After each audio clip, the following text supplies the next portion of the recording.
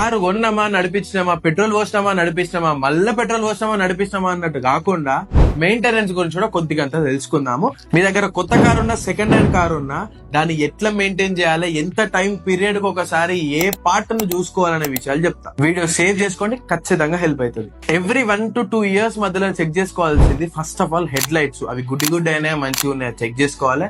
రెండోది వచ్చేసి మీరు వాడే విండ్ షీల్డ్ వైపర్లు. మీ యూసేజ్ పైన మీరు కారు పార్క్ చేసే ఏరియాని బట్టి మీరు దాన్ని అయితే ఖచ్చితంగా చెక్ చేసుకోవాలి. ఎవ్రీ 30,000 నుంచి 50,000 మధ్యలో స్పార్క్ ప్లగ్ ని చెక్ చేసుకోవాలి. ఎవ్రీ 60,000 to 1 lakh కిలోమీటర్స్ మధ్యలో టైమింగ్ బెల్ట్ ని చెక్ చేయించాలి. ఇక 1,00,000 కిలోమీటర్లకి ఖచ్చితంగా ఫ్యూయల్ పంపు, వాటర్ పంపు, క్లచ్ ఇవన్నీ చెక్ చేయాలి. ఇక 40,000 కిలోమీటర్ల నుంచి 80,000 కిలోమీటర్ల మధ్యలో ఫ్యూయల్ ఇంజెక్టర్లు, ఫ్యూయల్ ఫిల్టర్లు, దాంతో పాటు బ్రేక్ ప్యాడ్స్ చెక్ చేయాలి. ఇక 80,000 నుంచి 1,20,000 మధ్యలో డిస్క్ బ్రేక్లని ఖచ్చితంగా చెక్ చేయాలి.